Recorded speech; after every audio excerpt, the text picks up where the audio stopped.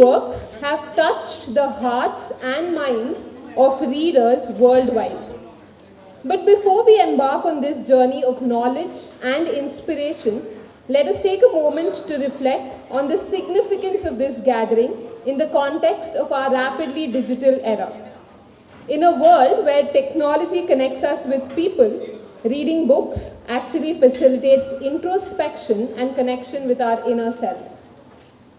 This evening, we have the extraordinary opportunity to explore the power of literature with one of India's most esteemed authors, Shri Gurcharan Das Ji.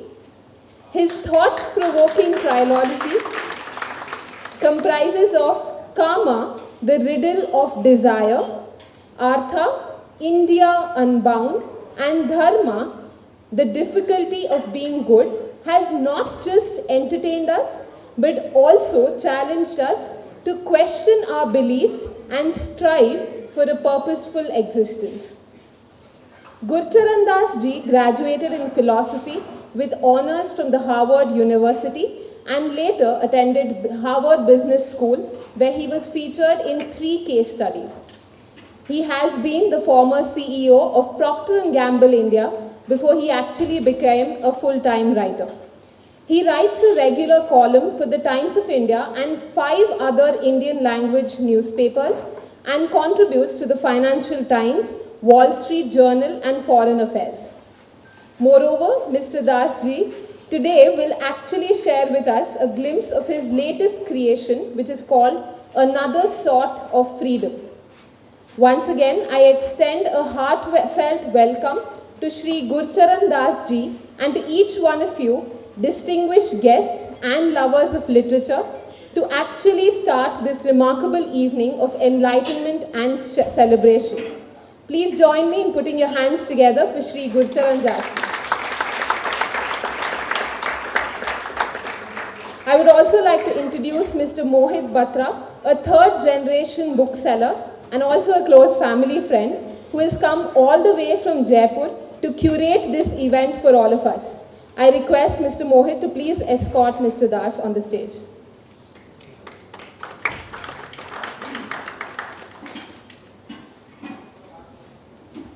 Thank you, Malavika. I just met Professor Reddy 15 minutes ago, and the first thing he asked me, Mr. Das is a great man.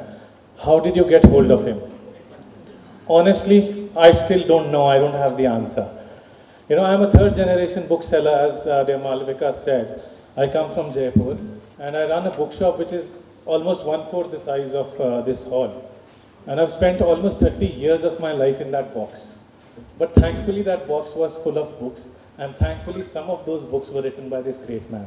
And books, as we all know, have a habit of doing something funny with our heads once they get inside us. So I started this initiative, which I call a book is the smartest handheld device, a few years ago when my son was growing up and thought of putting a few authors together and literally celebrating books. Being a 3rd generation bookseller gave me access to people who would come to the bookshop and actually observe them. In fact, generations of people, and observe them how books connected them to each other. So with that idea of humanity, with that connectivity, I started this initiative in Jaipur. And we quickly ran out of space. Just 2 sessions that we did inside the bookshop, we had 10 people, 15 people, and then we ran out of space. But as opportunities came up, I started doing these events all over the city, wherein I reached out to the government, wrote uncanny letters of request to the chief minister, to the chief secretaries, to God knows who. And I got access to Hawa Mahal, I got access to Jantar Mantar, I got access to Albert Hall, and literally did events in all those wonderful monuments. Gathering 300 people there over a meaningful conversation was literally a dream for me, because I could actually listen to the authors I had read. Thereafter, COVID happened, and unfortunately or fortunately, a lot of things opened up for us. I did online events where we got Vishwanathan Anand. I did online events with international authors like Indra Nooyi, Malcolm Gladwell, Jeffrey Archer. And it was like, a boy who loves candies and he's been given access to a candy store or a wish list.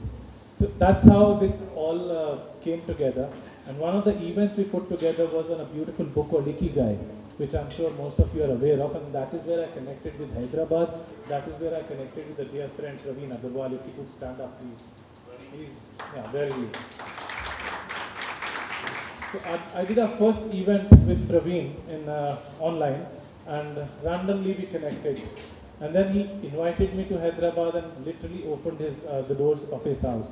His wife Tripti offered me the most comfortable place I ever have been to. Hyderabad became another home for me. As a third generation bookseller, again I tell you, we thrive on relations, and that is what I'm trying to do.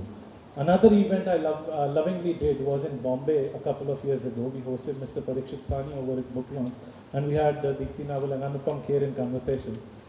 And I met another dear friend, or rather made another dear friend, Mr. Sanjeev Jaggi. Randomly, and it was pure serendipity. He was staying in the hotel and he just walked into the event, and that's how I met him. He took me to Dehradun for another event. So this is how this entire thing has been put together. Now coming to the show, coming to the hero of the evening, and one of my most favorite authors and human beings. I'll just take a couple of more minutes and tell you how I met this man. Of course, I unfortunately had not read him. It was in 2009 when he had come to Jaipur for the launch of his book, The Difficulty of Being Good. And after the book signing, I went up to him, and the only thing I knew was he comes from Lyalpur, which is now Faisalabad in Pakistan, and luckily that's where my grandfather also comes from. I just walked up to him and I said, "Sir, please sign the book." And I also come incidentally from Lyalpur. He just shut the book down, smiled at me and said, "Te tusi Punjabi che gal karo." The bomb this guy, he oozed out, took my heart. And that time I had not even read him. So I became a fan before even I had read the greatest author we all know, at least I know. And thereafter, it was, I think, 7-8 years went by. I sent him an email which went unanswered. Then another opportunity came, again from Hyderabad, one of the organizations I closely work with. They wanted to host a session, an online session with Mr. Das. And we put all of that together. And for that, I reached out to him and he lovingly said, "Let's do it." I had interacted with him over a phone call, and I had interacted with him over Zoom. Now, as his book Karma defines, the more your desires are fulfilled, the more you want more of it. So I wanted to meet him now. And I reached out to him again. I said, "I'm coming to Delhi, and would you be kind enough to give me an audience?" So he said, "Okay, come into my home, you're most welcome." And I went inside, and it was literally like a chocolate magical factory when I saw his study. It is one of the most beautiful places I've visited. It's bigger than my bookshop with more books. He transgressed from a corporate hauncher to an author, and I had a lot of fear seeing that collection. God forbid if he becomes a bookseller someday. Thankfully, he said, "I'm not interested." We went out for a walk, and I poured my heart out to him with whatever I dreamt of, the way I position bookstores, the way I position independent bookstores, books, and everything I'm passionate about. He patiently listened to each and everything I had to say, like all of you are doing right now. And then after that, we sat on the bench in the park. He kept his hand on my shoulder. He said, "Mohit, you're not just a bookseller, you're an impresario." Now, for the life of me and all of you who've read him, you don't understand what he means in the first book, with all due respect. But then he weaves out, he gently explains what he tends to say. And thankfully, I got into the meaning of what impresario means, and I kept that one of the most beautiful things anybody has ever said to me. Thank you so much, sir, for all the honor. Coming to, I think I've given you the entire context of what this is all about. His dharma gave me insight, made me confused, but I celebrated the knowledge he gave. Karma kept me going with whatever desires I had personally and professionally. And Artha, of course, I've kept the books here for everybody to buy. So that's about it. Please put your hands together. I bow down in front of all of you, all the friends, family. Welcome, Mr. Das. Thank you, Mohit, for that very effusive introduction. And also thank you, Sanjeev, Praveen, all the people who have invited me here. Meaning of life. Big words. Well, you certainly won't accuse me for a lack of ambition. But let me say up front that I haven't brought you here under false pretenses, because let me also confess that unlike my father, who was a mystic, who meditated 2.5 hours a day, I'm an agnostic, which means that I haven't seen God, or I don't know whether He exists, nor the soul, nor do I know if there's an afterlife.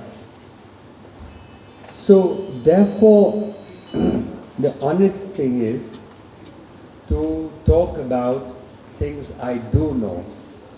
And that's why I believe that life is not about finding yourself, but creating yourself.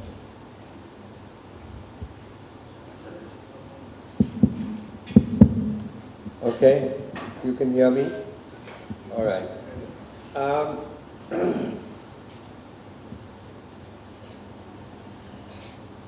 Now, in all modesty, I had titled this talk, Making a Life. But I think Mohit thought that the more sexier title would be the meaning of life. So it's not a typo that was lost in translation, but it really, but they're related. They're related.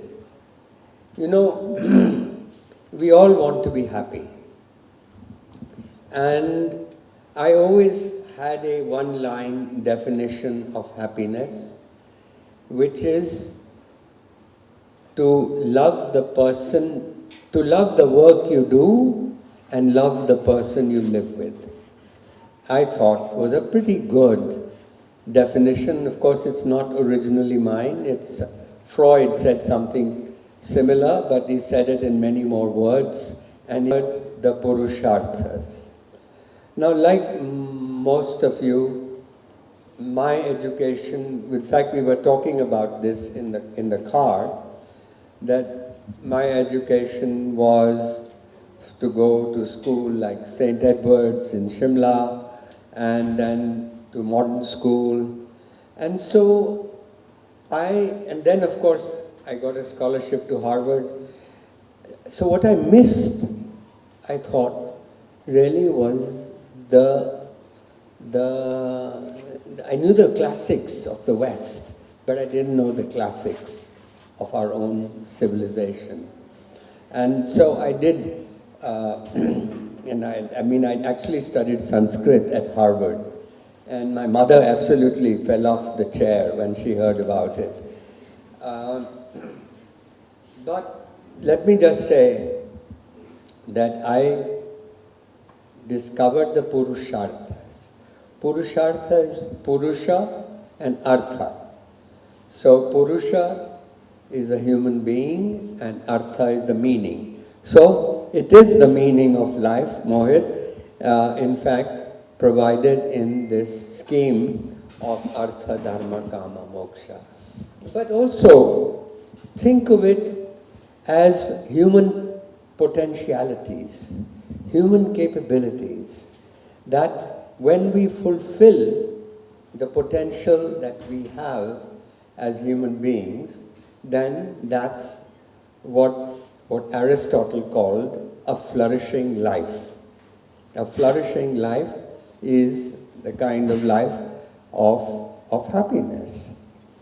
And also I like the fact that the classical wisdom of our country gave us 4 goals, multiple goals. And I personally think that having multiple goals is superior to having one big, huge goal. I get shy when I think of that one big, huge goal, because that's what turns people, makes them ideologues, makes them fundamentalists, and some will even kill for that big idea of theirs. And the damage that has been done in history has been enormous. And so I like the idea of multiple goals, and that's what actually Aristotle also believed in.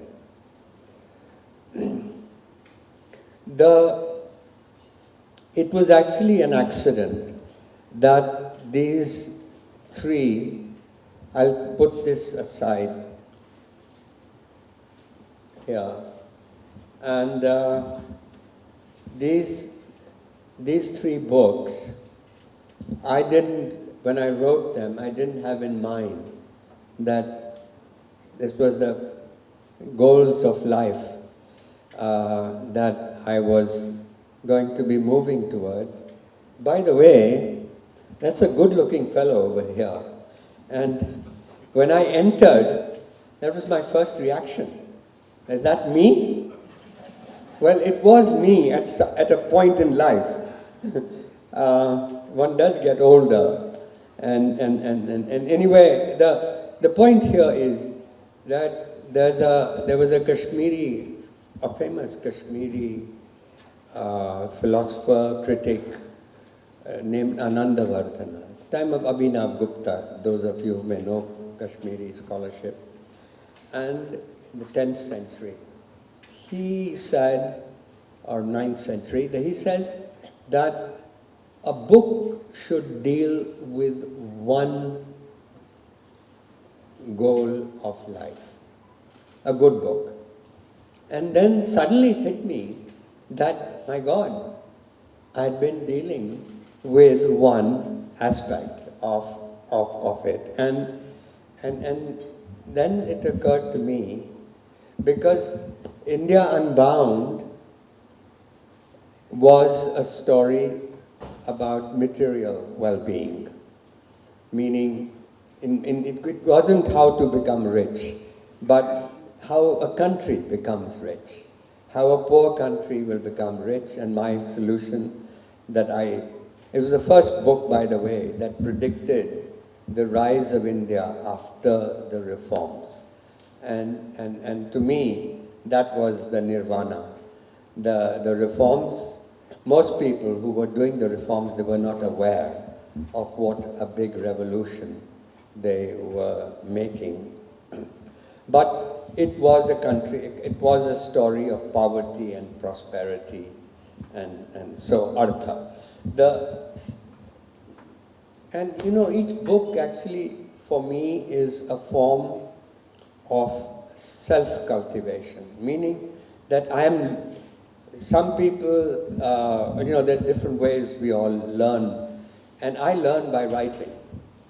I mean, until I've written down something, I haven't understood it actually. So that's how actually it began, the quest. And so the Chinese use this expression, self-cultivation. In the case of, and I'll tell you very honestly, I wrote it because I wrote India Unbound because I was so upset by the license Raj. I had worked. Younger people here, of course, won't remember, but some of you older ones will remember working before 1991. And it was horrible. And I'll just give you one story of horror, personal story.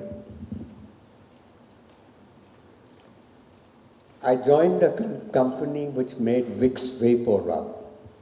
One year there was a flu, and we produced a lot of wigs, and we had to run the factory 3 shifts, in fact. And we thought that we'd done a pretty good job. You know, during a pandemic, for shelves, to keep the pharmacy shelves stocked and all that. And we were celebrating, and that day, during the celebration, our company lawyer handed me a letter which said, basically it was from the government, which said that we had broken the law, that there was this much was the capacity to be made for Vicks Vapor Rub, and so many tons per year, and we had exceeded it. And by the way, the lawyer reminded me there's a 3-year jail sentence for breaking this law. This is why it was called a license Raj, because we had a license to produce so much of Vicks. Anyway, so I was frightened, and I took the first Indian Airlines flight. In those days, only one airline, and I was 175th on the waiting list. But I think my office persuaded the Indian Airlines that this fellow is facing a 3-year jail sentence, so please put him on the flight. And so I arrive in Delhi, and it was a joint secretary who had summoned me. And this was under the MRTP, this particular law. And so they're asking, we were made to wait.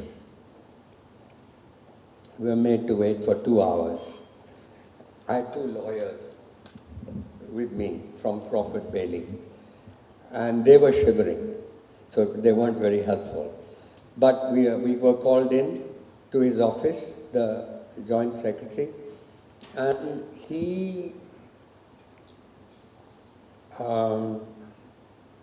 kept reading the newspaper. He didn't even notice we had sat down, kept reading it. Then he put this paper down and and he looked at us and he said, "Kya? Kaun hai aap? Matlab, who are you? What do you want?" And I said, "Look, you have summoned us, and you should tell us why you have called us." And he says, "No, you fill me in. Fill me in," were his words. And so I filled him in, and he listened. I told him about the flu, the pandemic, and how so many children all over India and mothers all over India had used this, and he didn't bat an eyelid, didn't make any impression on him. And he was basically also anti-business, especially anti-multinational, because this was a multinational company. Anyway, he listens and he says, "I've heard you. Now the law will take its own course. Let me just tell you, we want to make an example of your company, because we all you crooks out there, you're doing all kinds of mischief, and if we catch one, we're going to really this will be a good signal to the others." So as far as he was concerned, he was doing Desh Ki Seva, and as far as I was concerned, I thought we had done Desh Ki Seva. So there's a contradiction. Anyway, so the lawyers are again shivering, and then after a few seconds he says, "Jao." So he sends us out. I don't know what got into me. At the door, I stopped, I turned around, and I looked at him, and I said, "Sir, you know, if you do send me to jail, the news will get out.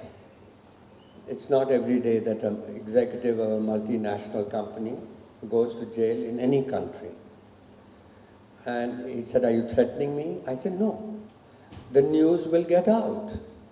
and since we are American multinational, it will appear in the New York Times, Washington Post, etc., etc.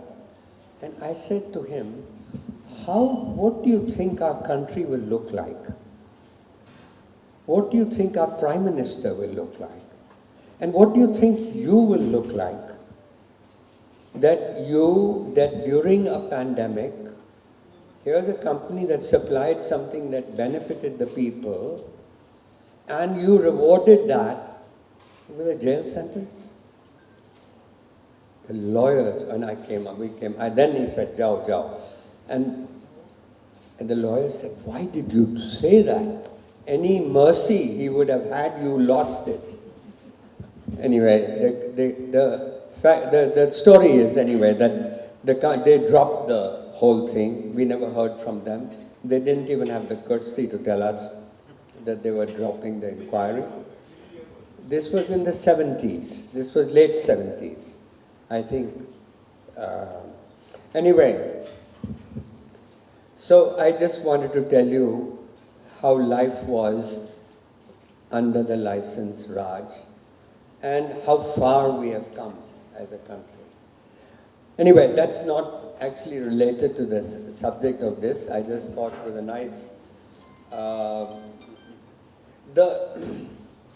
Then I wrote the reality is that I predicted the rise of India, and believe it or not, India started rising, and so they complimented me nicely. And I wrote The Difficulty of Being Good, which is about dharma. And very simply, what drove me to write that was corruption. That prosperity was spreading in our country, but corruption was also as real. And I can just say that today, I told myself I wouldn't talk about what happened today, but I'm in Hyderabad today because I and my friend Sunil, we are executors of a will of Usha Kumar. And she has some friends here in the audience, and she made me the executor. Now she had a flat in Mayfair, and it was being sold, and I had to go and sign before the registrar. And all I can say is, go to the registrar's office. I mean, you won't believe what you'll see. You know, it's the worst thing you can imagine a government office will look like.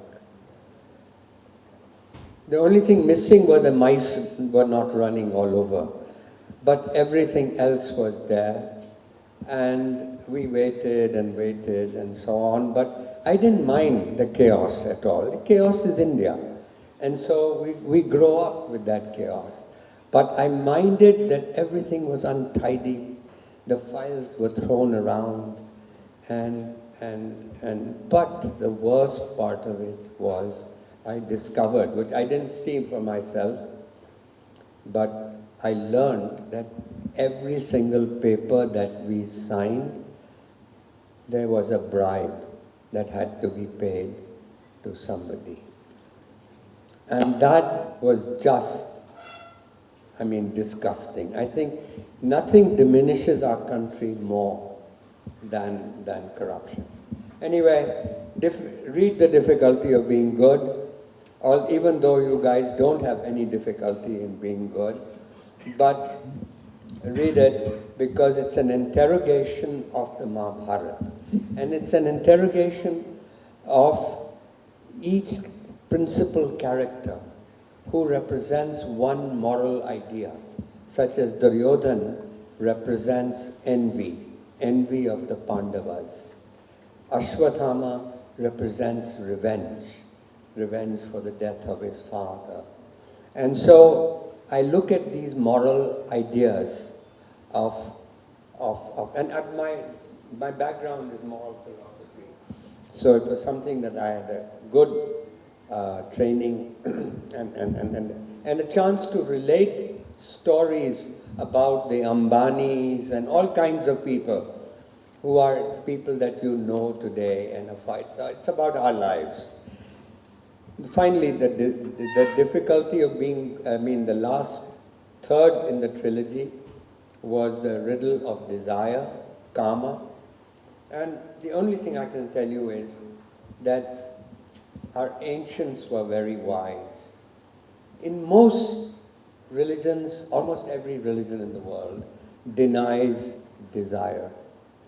But here, the Indian tradition elevated it to a goal of life. Not only goal of life, but they had a god named Kama. And so, of course, we had our deniers also. The whole tradition of the Rishi and the renouncer and all is all about the denial of desire. But the main tradition was elevating desire. And it was a recognition as human beings, this is one of our potentialities. Of course, these goals conflict. And the secret, of course, is to find a balance between them. Because in the case of desire, it's a potential we all have. But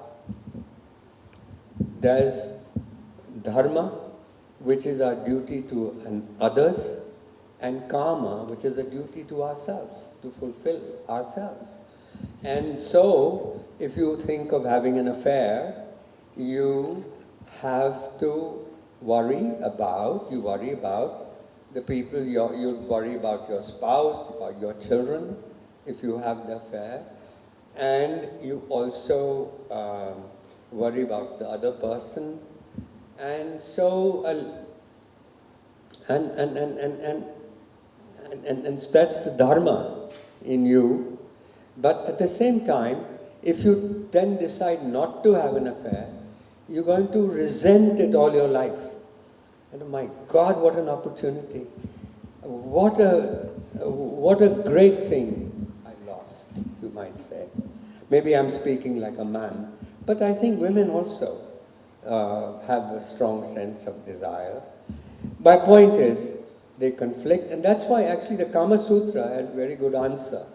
The Kama Sutra says that all men desire a beautiful woman and all women desire a handsome man. But after a few minutes and after some consideration, they let it go.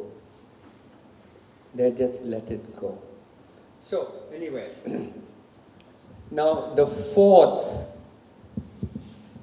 looks like this might be a cover. It was so good. Penguin has been saying they wanted a picture for the cover. And the name of the title of the fourth is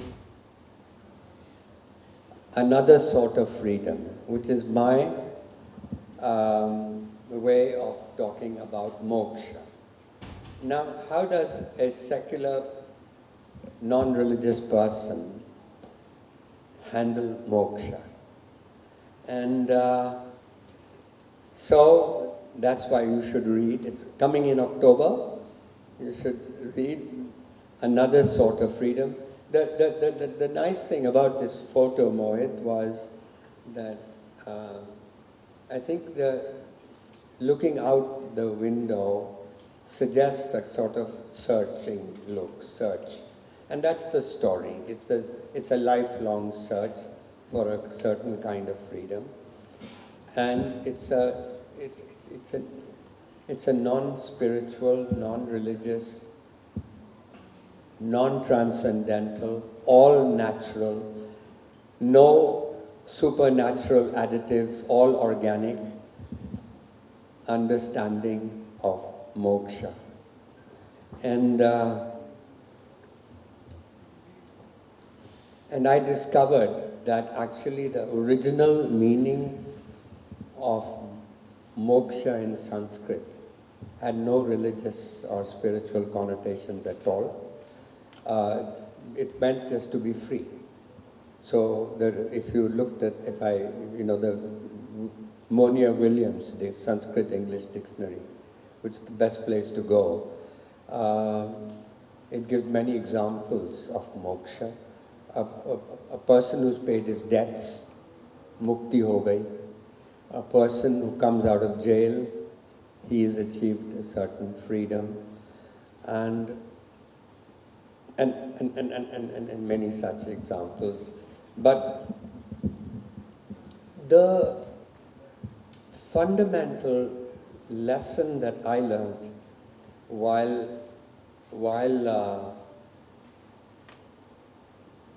writing the book was to realize that actually reliving your life is better than living it. I recommend it to you. I recommend it to you because you can play God. You decide, you choose what parts of your life you want to write about. And, we all want to be interesting when we want to write an interesting book. So you don't want to write a boring book. So you don't want to say, this morning I ate this and this evening I ate that, and then you try to make your life, don't make your life too interesting because then people won't believe it. And also, if you don't try to be goody-goody also, that's a temptation. Oh my God, how can I talk about these secret things about me, myself? Well, you better talk about those, because otherwise, if you're just being goody-goody, then it's what is called a hagiography, which is what businessmen write, how great I was, and you'll sound like a pompous fool. So don't do that. On the other hand, don't get too carried away and talk only about your negative things, because then people will pity you, and you don't want people to pity you, right? So be yourself. Be yourself when you write your memoir. I mean, there's a difference between autobiography and memoir, An autobiography is, then this happened, then this happened, and this happened, full life. Memoir is you select. You can either take a small part of your life, you can take the whole life, but you find a theme in your life. So the theme that I found in my life was this kind of struggle. And what is this other sort of freedom? Well, it's freedom from, in my case, was expectations of my family, friends, society, but mostly of myself. And I found that my life had been a struggle to break free from the day-to-day burdens of vanity, wanting to be somebody. Now, of course, we all want to be somebody, not a nobody, right? But nevertheless, it shouldn't, you don't want it to become a sort of a daily preoccupation. And that's what I feared in my case. So, in other words, freedom from the demons of the I. And the I, by the way, as you'll learn from my book, is a bit of a hoax anyway, a role that you're conned into playing. And then, of course, there are oppressions of money, religion, prejudice. And anyway, from this struggle in my life has emerged the aspiration to live lightly. Now that's another wonderful Sanskrit word called lakhima. Patanjali talks about it as one of the siddhis, as one of the perfections, that if you do yoga, you become light. But my definition of lightness is to take your work seriously, but not yourself seriously. I think if one can do that and go through life, I think one has got somewhere. No, I'm not suggesting that I've got there. It's a work in progress. I'm not still that old. But this does, anyway, enough about the book and and as I said to you, ultimately the moksha and the laghima that I have been sort of striving for is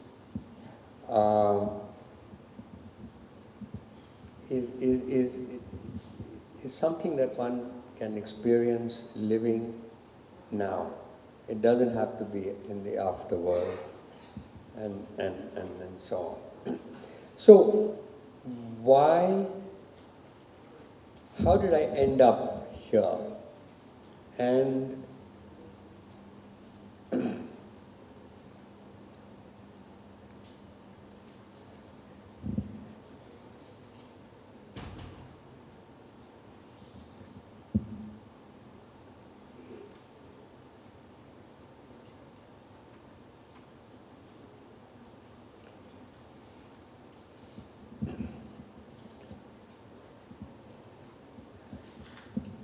I'll tell you two stories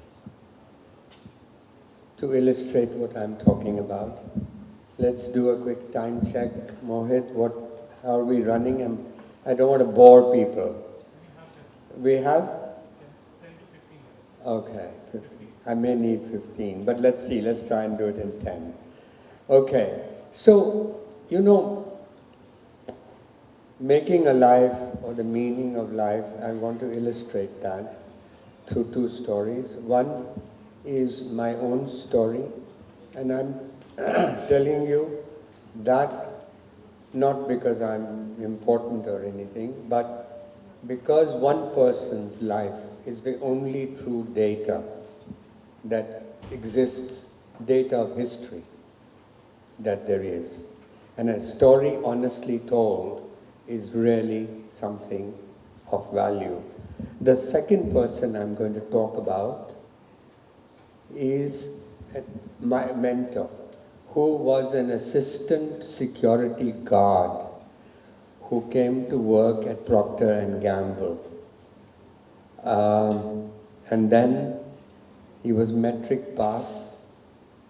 He was such a Dehati, he was Maharashtrian from Akola district, that he came from a village in Akola district.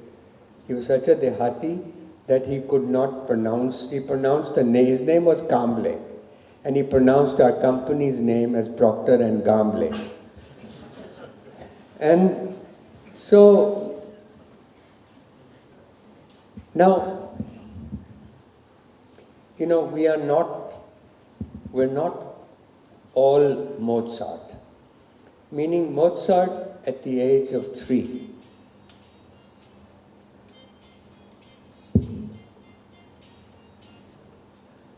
At the age of 3, he knew he was a musical genius. He had perfect pitch. Fortunately, he came from a musical family. They recognized it immediately. And he went on to live up till the age of 31. And he had written 625 major works, with his first symphony coming at the age of 5. Now that's not who we are. Most of us stumble onto a purpose in life, or even we don't even know what we really want. All basically what we follow is the rule that my mother had, and that is that we study hard, we try to get good marks, and then we can go to a good college, and then we go to a good college, we study hard, and then we try and get a good job, we get a good job, and then we marry, we have children, and we repeat the same process with those children. And by the time we get into our 40s, we suddenly ask ourselves, is this what life was all about? So this is the diagnosis of the ailment. And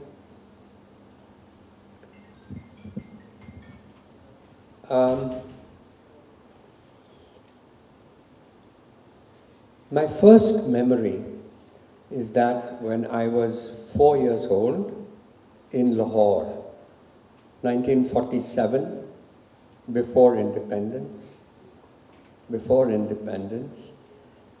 the partition, and I came home with a green report card, and my mother saw me. She was at the door of the house, and as I came near, she gave me a big smile, and she asked, "Did you stand first?" And my father, fortunately, was close by, and he told her that was the wrong question.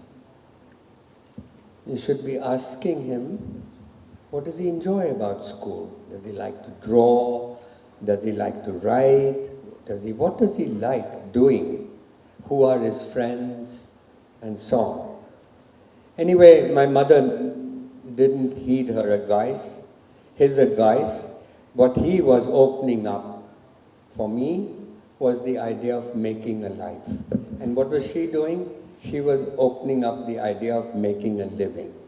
Boy, you better come first or do well if you want to make a living. So this was a refrain in my life, and sure enough, I was very lucky. I got a scholarship as an undergraduate and to go to Harvard. And otherwise we wouldn't have been able to afford it in those days. And, and not even in these days, it's so expensive now, education in America. But I won't go into how I got the scholarship, but I got the scholarship, and at Palam Airport, my mother with tears in her eyes as she's saying goodbye to me as I'm leaving and into this Air India super constellation. This is before jets came, 1955 and 58. And she's saying, now be sure to study something useful. You're going to come back home and you're going to need a job. So that was her advice. My father was amused, of course, because he'd been hearing this all his life. And he just smiled. And I arrived at Harvard, and the chap in charge over there in my house, he said, write down your major. And I wrote down engineering.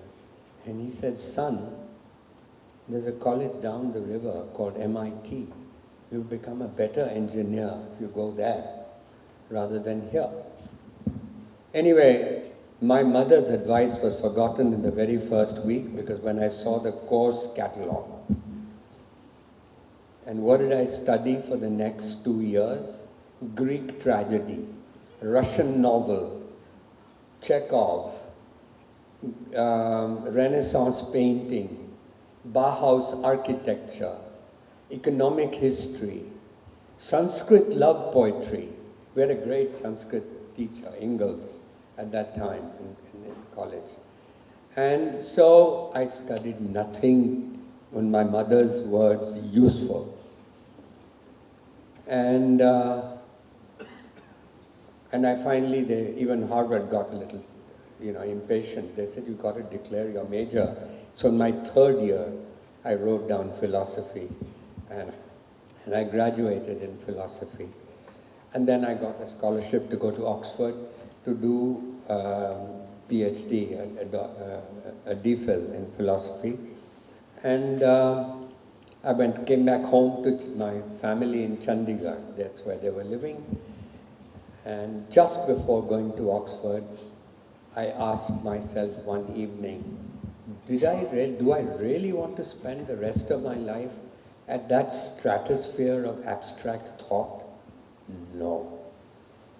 I said, I want a life of action. And so I wrote to Oxford and I said, I'm not coming. And my mother, her worst nightmare came to being because she had an unemployed son at home doing nothing. And so she had a nosy neighbor who would, every day, next door, she would say, Toda munda ki kar raha hai? To needle my mother. You know, and I felt so sorry for her. So I answered the first advertisement that appeared in the Punjab Tribune, which said a company is looking for trainees. Now, I didn't know what a trainee was, but it sounded like a paying job. And so I answered the ad, and I think they must have got impressed with my Harvard degree, because I had no clue what business was all about. But suddenly I found they have hired me, and I found from ivy-covered halls of Harvard, I was walking the bazaars of India. But you know, believe it or not, I like the rough and tumble of the business life. And so what I'm trying to illustrate these both why I studied what I did at Harvard and why I left the academic life was again that kind of search, that struggle for that other sort of freedom. Because the other route of my mother's was fine. I mean, I had to make a living. Most of us have to make a living. But I was actually, oddly enough, kept my father's words, making a life. Books, the kind of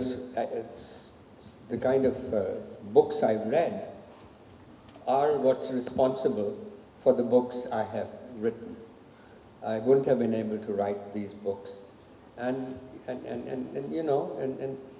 then one day, here I am, feeling depressed. What am I doing in a bazaar in Tuticorin, Tamil Nadu, when I could be studying philosophy in Oxford?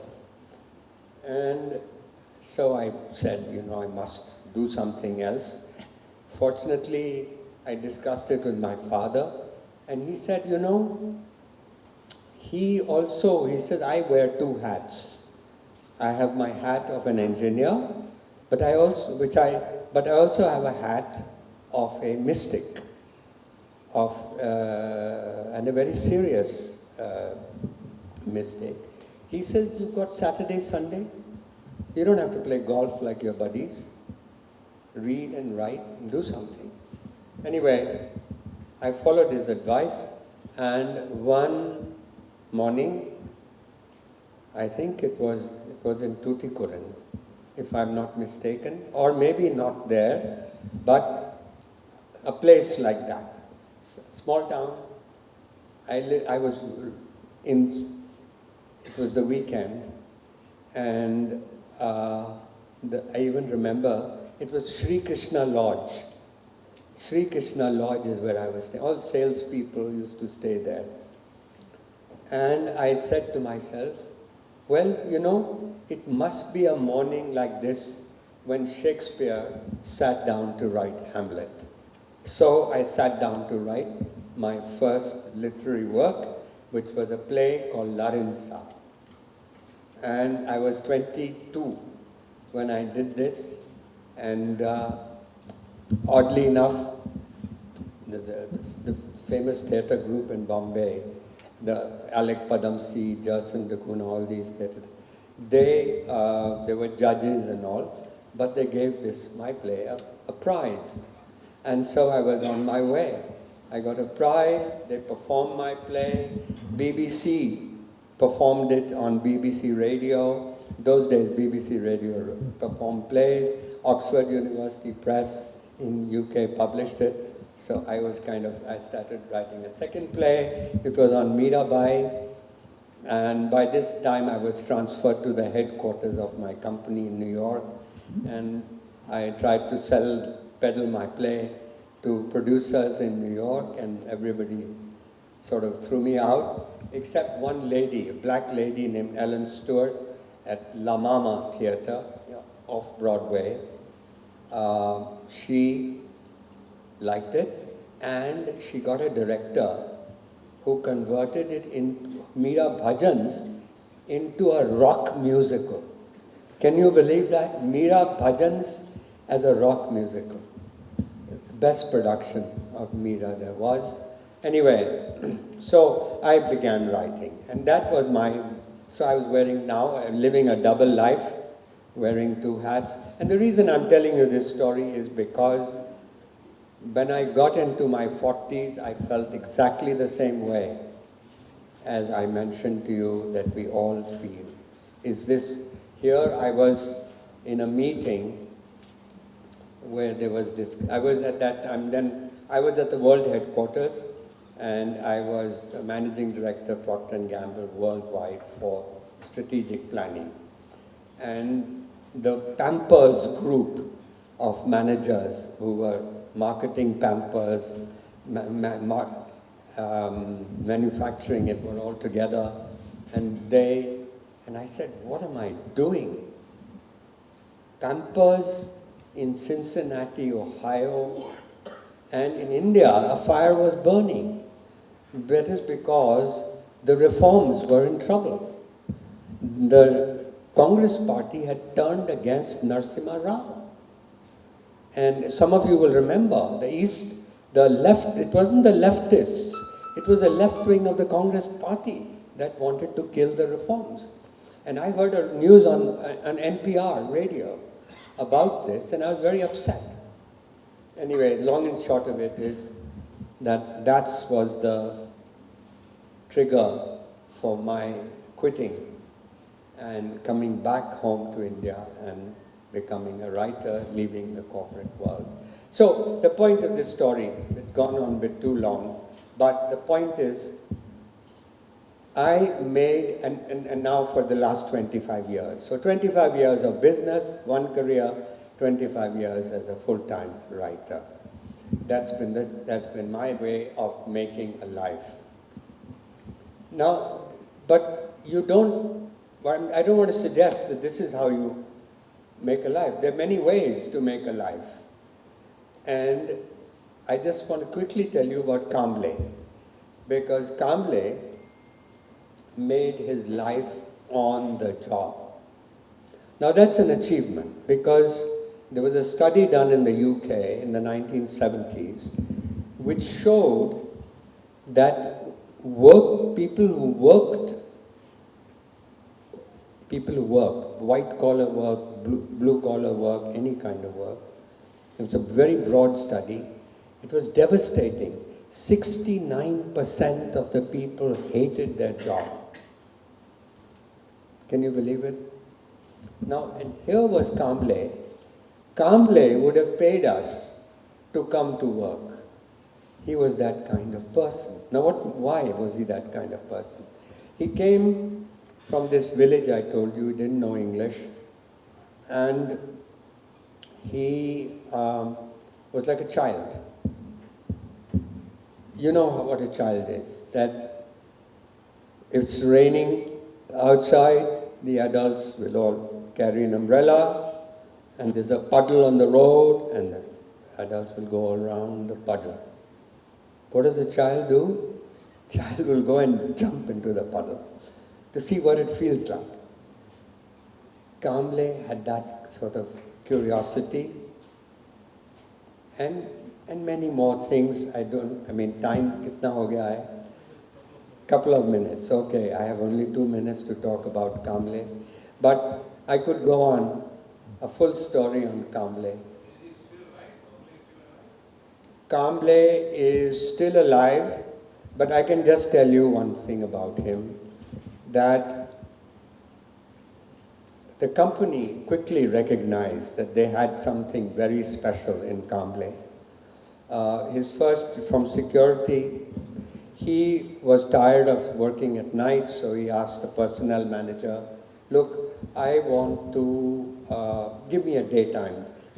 our telephone operator.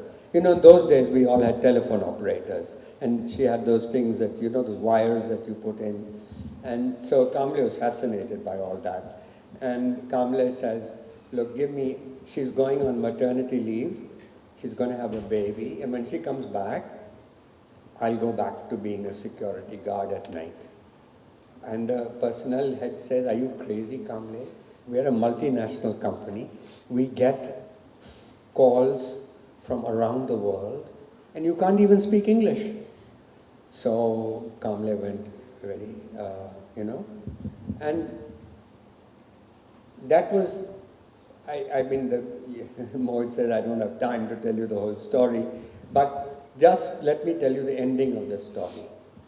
This guy, the company gave him these few opportunities, and he kept rising. And he had an infectious effect. It was infectious that whichever department you put him in, that department became a high performer. And we were wondering what had happened into that department. Well, Kamble had gone into that department. Apparently, the guy didn't care who got the credit. He was quite happy to do what he had to do. And it's not enough time to tell you all the things, but ending, he retired as a director of the company. So, I don't tell you this as a rags to riches story, but I tell it to you as someone who was very real. And what he taught me, why I call him my mentor, is that he's the only person I've met who really never cared about who got the credit. He just did his work. And it was the doing of the work. This is basically Nishkam Karma, what Krishna teaches Arjuna in the Gita, that Nishphala Karma. So here's this guy, and he had many other qualities like this. But I just want to tell you that he made a life at his job. Every day he was there, he kind of made it into a game. And the secret of that was self-forgetting. Remember I mentioned about Laghima, taking your work seriously but not yourself seriously? That was Kamble. And really, what I've discovered ultimately is that self-forgetting and the best in my 25 years that I've been a writer, the best moments of that 25 years have been when I was so absorbed. I was telling Sunil that in the morning, every morning, it's quite amazing that for 25 years I've followed the same routine.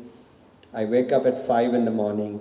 By first light of day, I'm at my desk, and from 6 till 12, I just write. No emails, no social media, no phone calls, nothing. And when you know one thing, that when you are self-forgotten, time gets distorted. Those 6 hours sometimes feel like 1 hour, because time just gets, you say, oh my God, it's already noon. Time to go for a swim, and I've just started. So that is really making a life. And that is for me, meaning of life. We all want to give purpose to our lives, and this has helped me to give purpose to mine. And so, the one example I can quote while I end the thing is Tendulkar. When he was approaching his famous double century, I don't know if you remember, the last double century of his, a reporter came up to him and asked Tendulkar, he said, how did it feel like, Mr. Tendulkar? Sachin, how did it feel like approaching your double century? And Tendulkar says, I don't know. I wasn't even there. He says the ball had become so big and the bat had become so big that the bat just kept hitting the ball. That's the notion. Psychologists call it flow. There's a Csikszentmihalyi Mihai. Csikszentmihalyi is Chicago, University of Chicago chap who was talking about the same thing. But in Zen Buddhism, it's also a big idea of self-forgetting as well. Anyway, I've talked for too long, and no, that's fine. I think what Mohit wants us now, Mohit wants to open this up now for a Q&A and to talk about, to hear your voices actually. When we were doing this session in Jaipur, one only thing I could tell him was, Virendra Sehwag also incidentally, I think the same match said that I watched the match from the best seat in the house. And thankfully I was sitting with him when he was talking about all of that. Thank you so much, sir, for your wonderful words. I'll open this thing to the audience, but I've come all the way from Jaipur and I think I'll ask the first question. Sir, I was having this discussion with Sanjeev uncle. And he said you came out with your Artha book in 2000. And thereafter, I think 9 years later, you wrote the Dharma book. And again, after 9 years, you wrote Kama. And now, apparently, it's just been 4 years since Kama came out and you're writing a book on moksha. So he was asking, once you decipher the riddle of desire, is moksha more faster to attain? Well, the first thing is that we are taught by serious people that desire is not a good thing and that we have to either control desire or actually they want us to eradicate desire. And you know what all the people I'm thinking about, including one of the greatest Indians who ever lived, which is Siddhartha, Gautam Buddha. So desire, I think, is a good thing. Now that the funny part about desire is once you've achieved it, it disappears. I mean, you've got this thing you wanted. You wanted that big car. You got the big car, and then you didn't desire a big car anymore. So what Plato asked this question, what is this thing called desire that it disappears after you've attained it? What a funny thing. Anyway, but somebody mentioned to the Buddha that even his desire for nirvana was a desire. So this idea of eradicating desire, no, that's not at least my way. And so in a sense, Kama, the riddle of desire, is a sort of celebration of desire and a celebration of those ancients, our ancients who actually, that particularly in the Gupta period, when it really attained the great poets, the love poets. So now, but moksha and Kama, well, the thing is that certainly the moksha that I'm talking about, which is here and now,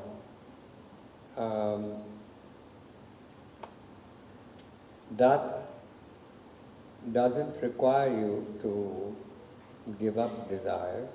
What it does require you, and this is where I call it a work in progress, is to be able, the self-forgetting idea, to be able to at least diminish your ego. Shankara wanted us to dissolve our ego. Not dissolve it, just more modest goal is to control it, so that we can live in more civilized manner, particularly in the corporate world. You know, you've heard of the expression elevator speeches. Well, I mean, people in companies, especially like Procter and Gamble, where there's such internal competition for the next promotion, that you're always trying to catch the eyes of the guys at the top, the gods. And you're trying to, and so elevator speech is your 30 seconds. You got him in an elevator and you better tell him the best thing, how great you are. And so it creates an environment that's not very nice, where everybody is saying, I did this, I did that. And so all I would say is, that's the root for me. The root for me is not to, desire is a good thing, but then we have to control it. You know, it's the message of the Kama Sutra, believe it or not. You know, when I said that quote, that after some consideration, the matter goes no further. So all of us have to create those boundaries for ourselves. Okay, sir.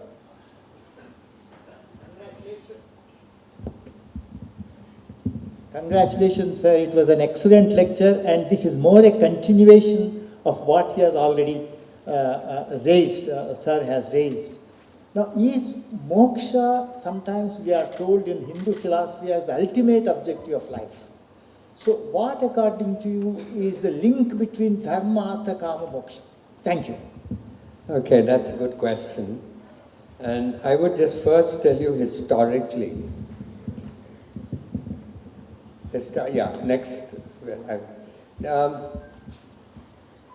Historically, there were only 3 goals of life. It was called a Trivarga, a triad. Artha, Dharma, Kama. And for thousands of years, in the Vedic literature, you have no talk of moksha as a goal of life. It's the examples I gave you. A man who pays his debts, mukti ho gayi. It's only in the Upanishads when there's a discontent.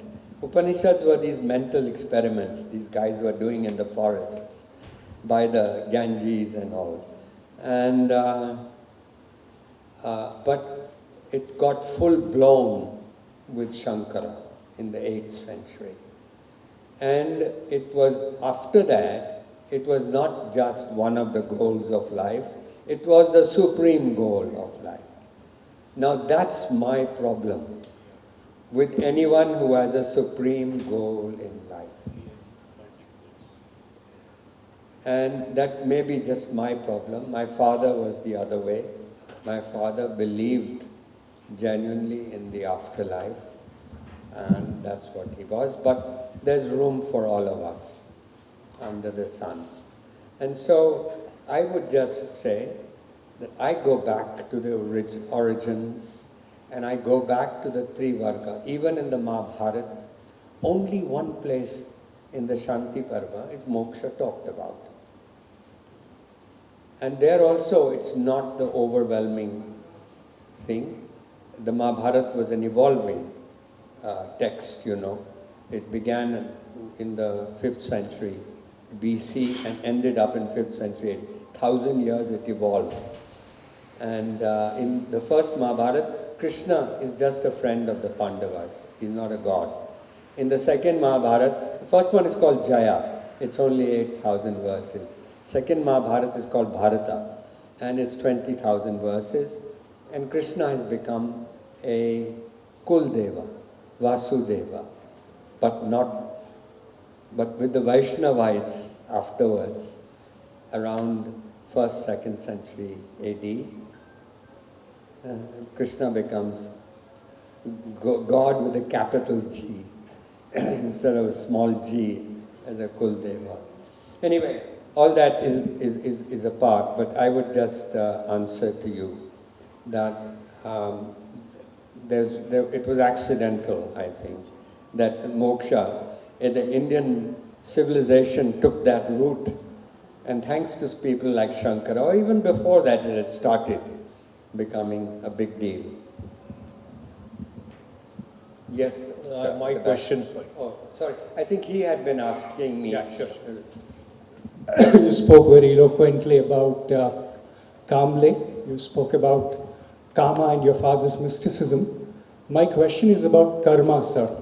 Karma, both the connotation being both the effort as well as the consequences of your action. My grandfather was a great Sanskrit scholar, and he gave a steady diet of Sanskrit slokas to us, one of which says, Ayuhu karma cha vittam cha vidya nidhanameva cha panchaitanyapi srijjante garbhastasyaiva dehinha. What he means is, Ayuhu, our life, karma, the work that we do, vittam, the money that you make, Ayuhu karma cha vittam cha vidya, the education that you have, the sanskaras that you get, and the death that you will have are all determined when you are in your mother's womb.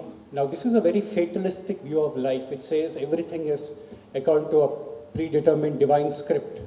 My question is, what is your view about this? Because there are many things that happen to us which don't have any explanation. Right. And my answer to that question is that I think Draupadi in the Mahabharata answered your question better than anyone else. Draupadi tells a story of two farmers. One farmer works hard, plows his field, and the second farmer is a drunkard, doesn't plow his field, and when the rains fail, both are equal, both have lost out. But when it rains, the guy who works hard, flourishes. So that's exactly the point, that we don't control the rain, but we do control our effort. And so the two have to go together. So fatalism is the wrong. Draupadi didn't believe in fatalism. She wanted to go and crush Duryodhan under her foot if she could. And so I think you've actually answered your question very well yourself, that it's karma is, and in fact if you don't even believe in the afterlife, even there you can see karma. I see karma in a very this worldly way, which means that when you're a child, you're young, and if you do some things wrong, your parents point out that no, don't do that. So you follow them, and you start acting differently, and those actions, different actions, become a habit. And then as you grow up, that habit becomes your character. And you reap the rewards of those childhood actions. To me, that's a very satisfying way to think about karma. Yes, sir, back there. Oh, sorry, you're... Question on these things. My question is very simple. I read your book, India Unbound, in 2002, and I liked it. It's beautifully written, very readable book. My question is, are you thinking of writing a sequel to it or not? Well, in fact, I wrote a book in 2013 called India Grows at Night. And I didn't complete the full sentence, because I thought it would be a little insulting. The full sentence reads, India grows at night when the government sleeps. It's the story of the registrar's office today in Hyderabad. So that book, second book, talks about governance. That the job of our government is to govern. And the government does everything but govern. They'll run Air India, they'll have so many public sector. And there's still 2,500 public sector companies of all states in the center. I mean, shocking. Anyway, so that's my, I felt that the real reforms we need now. And I once had an opportunity to meet Mr. Modi before I criticized him for demonetization. He, at that time, he kind of liked me because I was so upset with what UPA 2, the corruption in UPA 2, that you couldn't vote for the Congress. And besides, the Congress didn't do any reforms, even though they had Manmohan Singh as the Prime Minister. Anyway, long and short of it is that I told Modi that, look, the real reforms you have to do is the reform of governance, which means, one, judiciary. Why should it take 15 years to get justice in the courts? But, that's the agenda. If today he's perhaps the most popular Prime Minister of any country in the world. And so he has the power. And it's a question, it's not easy. Judiciary, Parliament.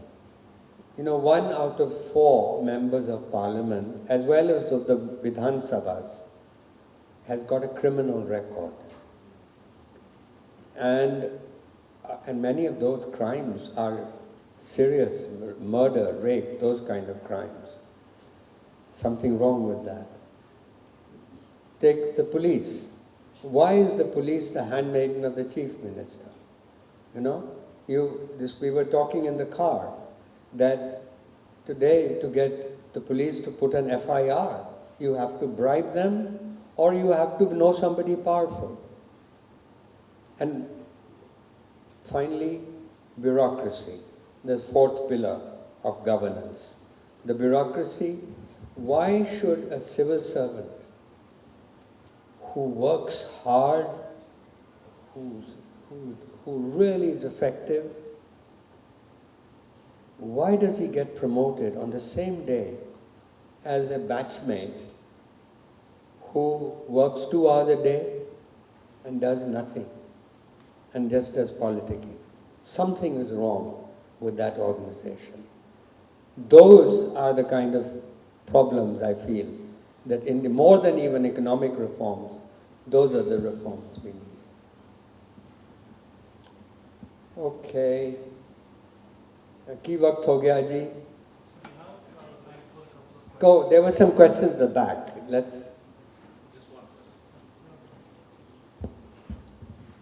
So I'd first like to take the opportunity, how you spoke about the license Raj era and then how India is going forward and the benefits of liberalization. That was beautifully written. But anyway, coming to my question, which maybe you are partially right now just walking that path of that question, you talked about the difficulty of being good and corruption as a huge problem. So can you look at your crystal ball now and tell us that will India ever, maybe not free of corruption, but at least have corruption drastically reduced from where it is today? Can India ever reach that goal? Okay, that's a real crystal ball question. But let me just give you a short answer about where we are headed as a country.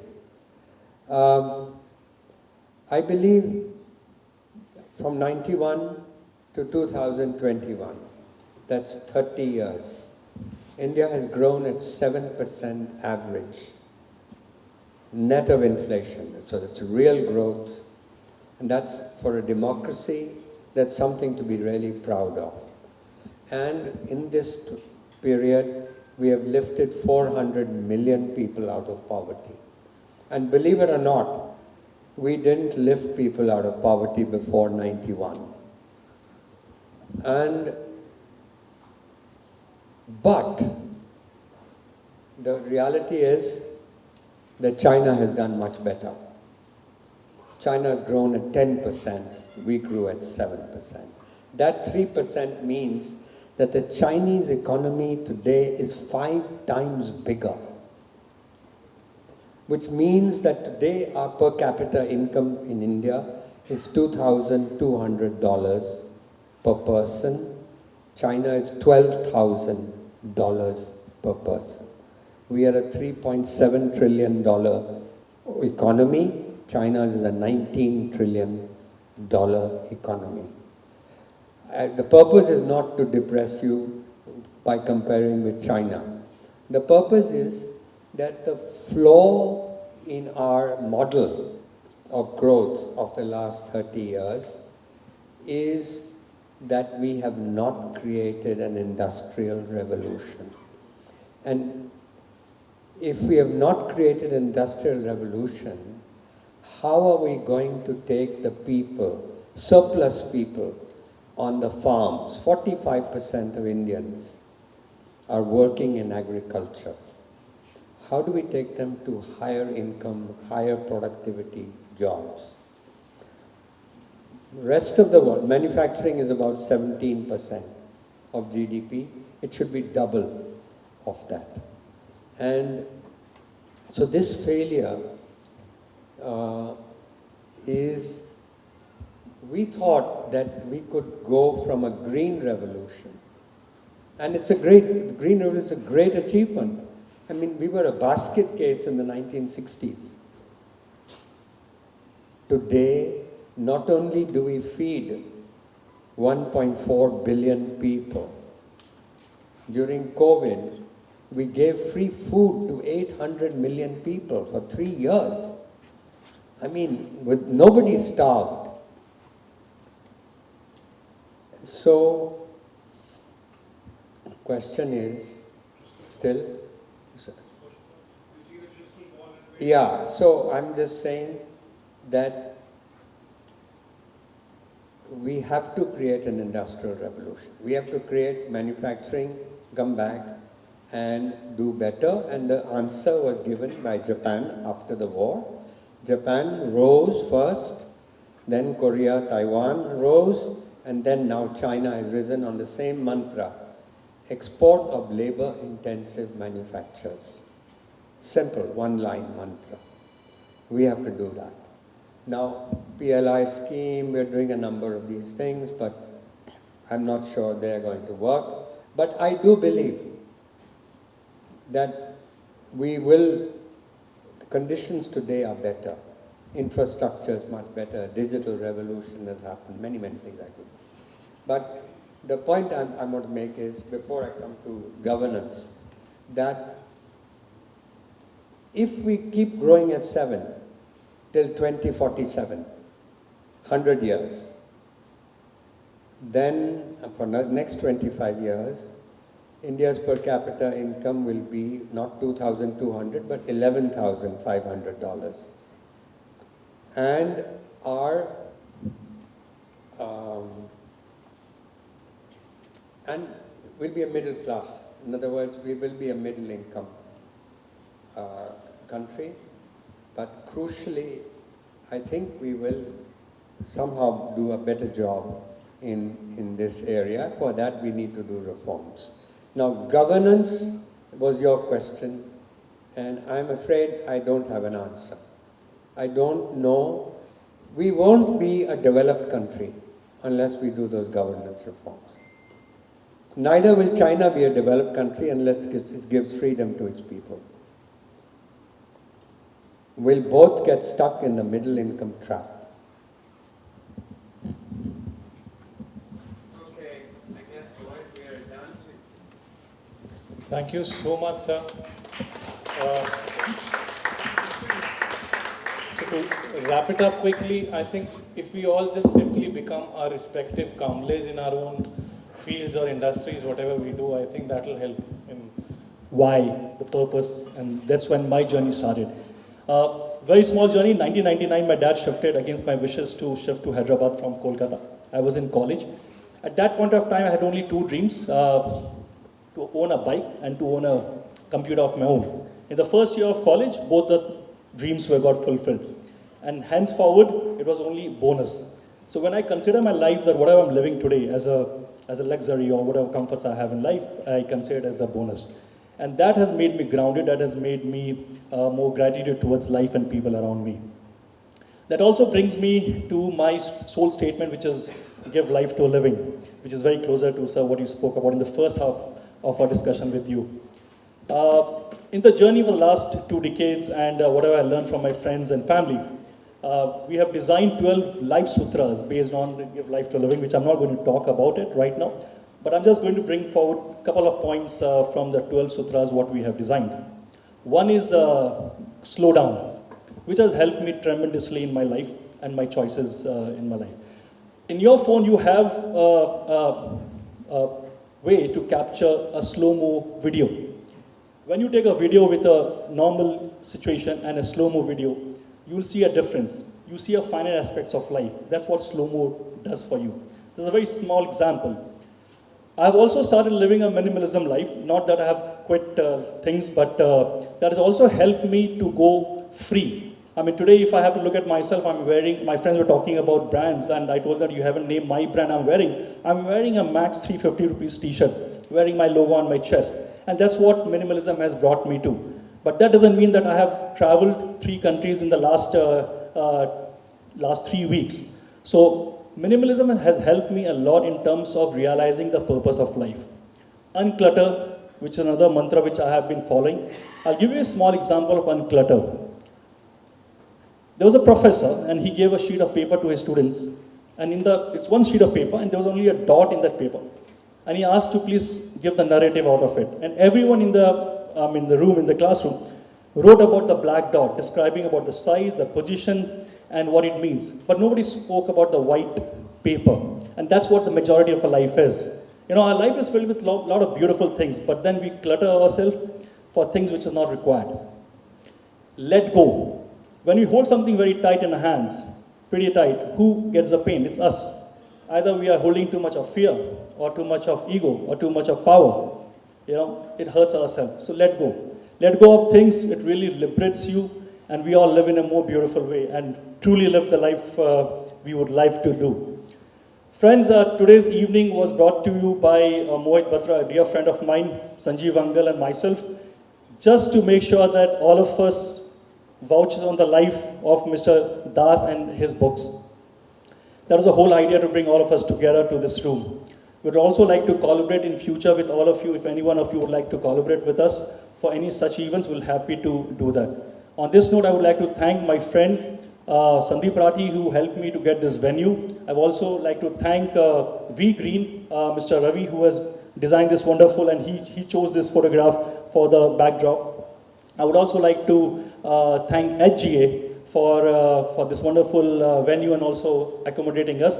And most important, on a short notice, my friends, my family members, and all our guests turned up for a beautiful evening. Thank you so much, sir, and looking forward for you. Thank you so much.